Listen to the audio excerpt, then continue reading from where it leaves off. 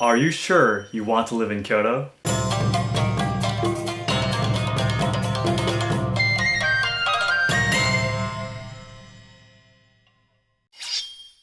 Minasan konnichiwa, and welcome to Let's Ask Shogo. Kyoto is a city in Japan that has been the capital for more than 1,000 years. When you imagine a city of history and traditional culture, I believe it would be Kyoto. Although Kyoto is a beautiful city and I recommend you coming to visit, as a resident, there are many annoying local rules that you must follow in order to blend in. Because Kyoto has such a long history as the capital of Japan, the tradition of not standing out and not stating your opinions directly still continues today.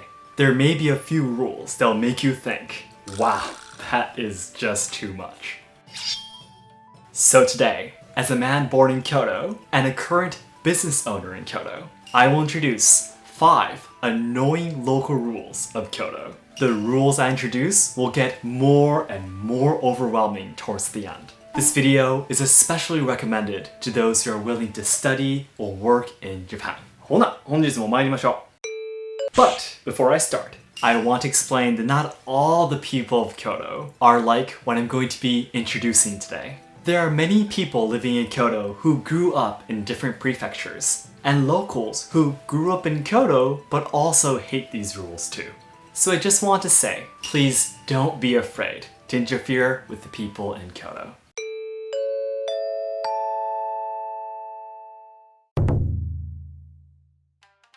Number 1, the true meaning of ōkini. I'm sure many of you have heard the word ōkini before. It is a dialect mainly used in Osaka and Kyoto, which is known to mean thank you. Although not many young people use it anymore. If you go to the restaurants or hotels in these prefectures, you might hear the staff members saying this phrase. My mother and my grandparents still use this phrase daily.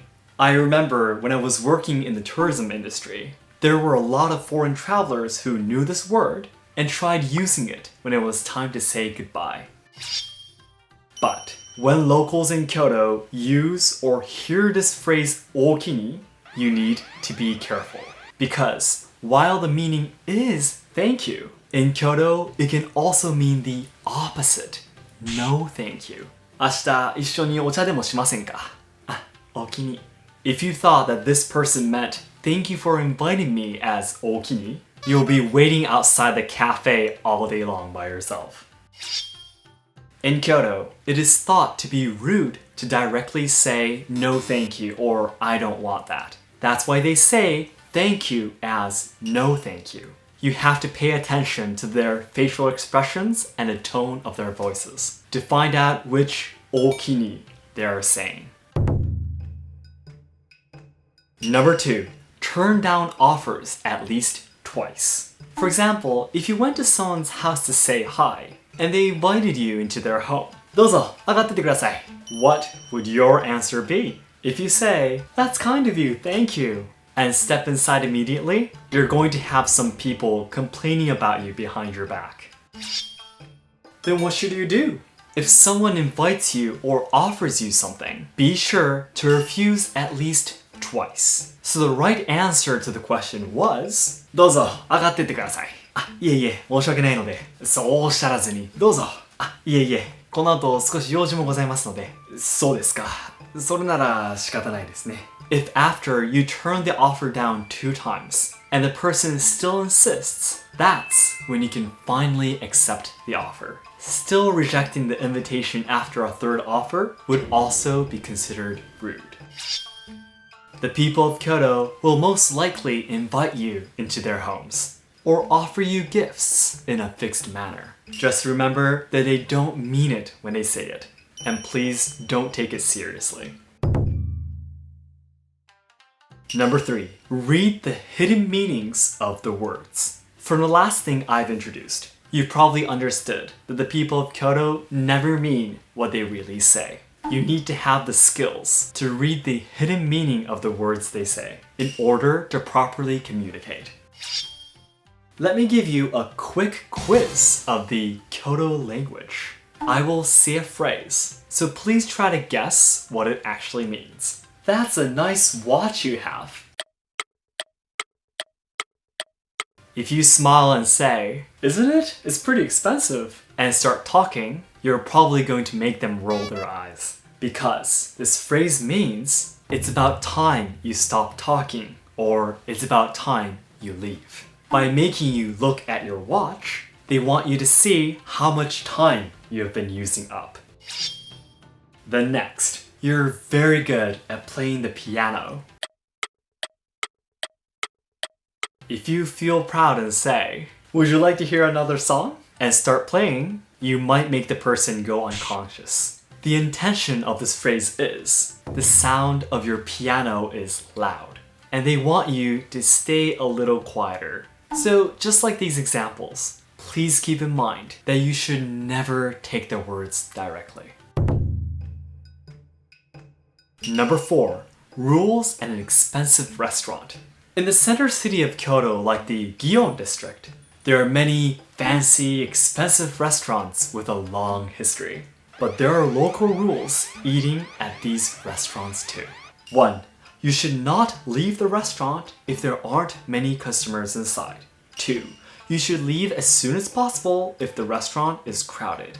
If you leave when there aren't many other customers, the restaurant will look as if it's not popular. And if you stay when there are more people coming, the other customers will not be able to come inside, and the restaurant will lose its chance to earn more money. So it means you must always prioritize the restaurant situation and not your own. Most of these expensive restaurants in Kyoto do not allow first-time customers. You must be introduced to the restaurant by a different trusted customer. This is the same for the ochaya restaurants, where you can meet the maikos. It is a way to keep order in the restaurant. So going to these restaurants are not just about drinking and eating there, but it is a kind of communication with the person who introduced you, the restaurant owner, and the city itself. So this is how people will think or say about you is a very important thing in Kyoto. Number 5. Sweeping your doorstep. Last but not least, this is a rule that house owners in Kyoto must follow. Every day, the person of the house must sweep the front of their house to clean. But you don't only sweep the front of your own house, but also 30 centimeters of the neighboring houses on each side too. This is meant to be kind to your neighbors and express your apologies for possibly making their front gate dirty. Then you might think, why not clean more than 30 centimeters to be even kinder? But that will actually mean you are offending your neighbors. How can cleaning the front of someone's house be something rude? It is because in Kyoto, if you clean the front of your neighbor's house more than 30 centimeters, it means your house is too dirty, and I'm embarrassed to have you as my neighbor. I guess I have to clean your house for you. I know, I thought the same thing when I first heard this rule too. What? But if you don't clean anything, that's also rude too. Because some of the dirtiness in their front of the house may be your fault. So that's why 30 centimeters is the perfect balance.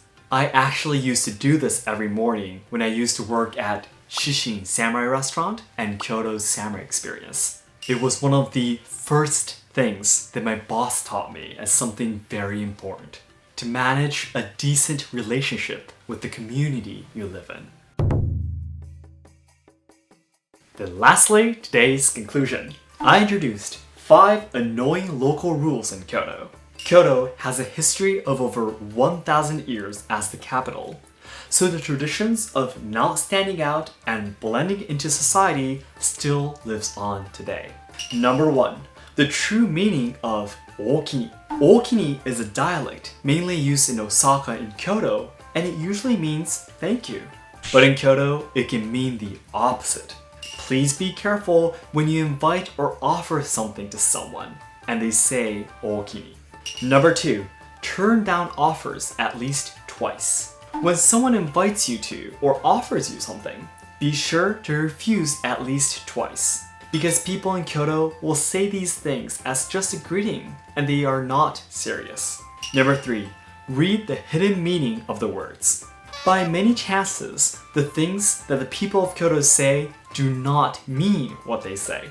Always pay attention to their facial expressions and the tone of their voices to read the hidden meaning of the words. Number 4, rules at an expensive restaurant.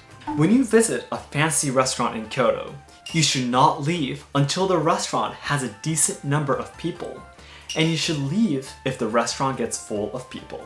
You are not there simply as the guest, but also as a kind of communication with the restaurant and the person who introduced you. Number 5, sweeping your doorstep. If you own a house in Kyoto, you must sweep the front of your house every day. And not just your own house, but also 30 centimeters of your neighbors too. This is a perfect line to be polite and not offend your neighbors. So that's it for today. Thank you very much for watching. If any of the 5 local rules I introduced today surprised you, please hit the like button and let me know. And it will be great if you can share this video to your friends and family. And my goal is to achieve 10,000 subscribers by July 2021, so your help would mean a lot. Thanks again, and I'll see you in the next video. どうもありがとうございました。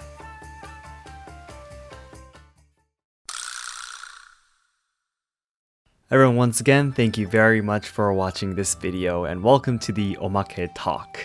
So I have actually quite a lot of things that I want to talk about today. First of all, very important, Let's Ask Shogo, this channel has reached 1,500 subscribers. Thank you so much for all of your help and support, everyone. For those of you who has been subscribed to my channel for a long time, from when I only had like 100, 200, you probably might have been surprised by the very fast and sudden spike. It seems like the video I made about the difference of harakiri and seppuku became a video that's recommended after this video of Mishima Yukio and his harakiri death. So the harakiri and seppuku difference, that video has reached I think 10,000, more than 10,000 views maybe.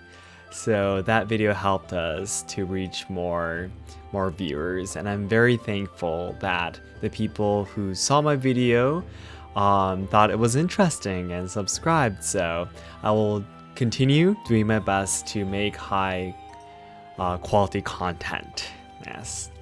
And in today's video, I was talking about the Kyoto language, and the examples I introduced, the watch and the piano, it's something that, it's like a typical example that, Japanese people use to explain the Kyoto language too.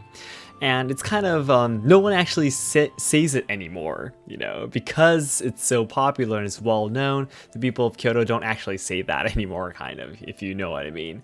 So I want to talk about a little bit about my real life experience. So this is an experience that I had when I was training in tea ceremonies. Now, in tea ceremonies, most people think that it's about making and drinking tea, but it's about everything, actually. And so it includes training conversation skills, because to make a very good ceremony of nice tea party, you need to be able to talk with people, right? Obviously. So my teacher is very strict on this point, this conversation skills. So for example, one time, when I was preparing the tools to take my training, my master came up to me and asked, how is your job going? And I answered, it's okay, or I answered obviously in Japanese. So in English, it'll be something like, it's okay, or it's so-so, kind of. And then she said, that's not a bad answer. Now, this is because she asked me, she was kind of like testing me while she asked me this question, because in Kyoto, in Japan, we ask people how their jobs are going, how school is going or whatever to your relatives, for example, just as a greeting. So I would probably been scolded by my master if I started talking about my job, how it's actually going. No one cares about how my job is actually going. She's just asking me as a greeting. So that's pretty scary too, isn't it, right?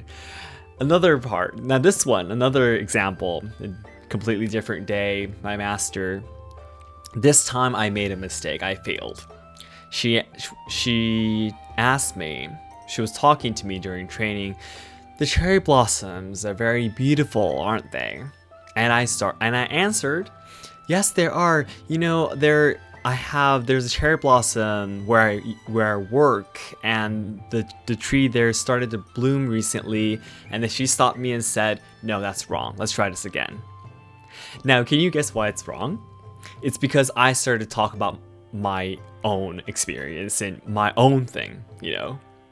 In tea ceremony, in terms of training conversational skills, it's important that if not a customer or like a guest, if a guest starts to say something, cherry blossoms are very beautiful, aren't they? You know, they're starting to bloom, aren't they?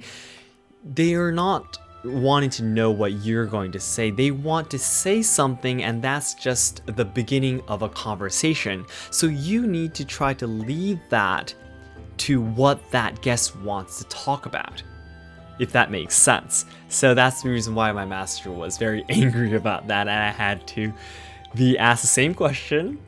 The cherry blossoms are starting to bloom this year, aren't they beautiful? And I would say, yes, they're very beautiful. And I would need to ask them back something to make the guests talk a little bit more, make them more comfortable. So I thought these two examples would be a very real life example of the Kyoto language and how much you have to really constantly think about what the true intention of the spoken words are. All right, I hope these examples made sense.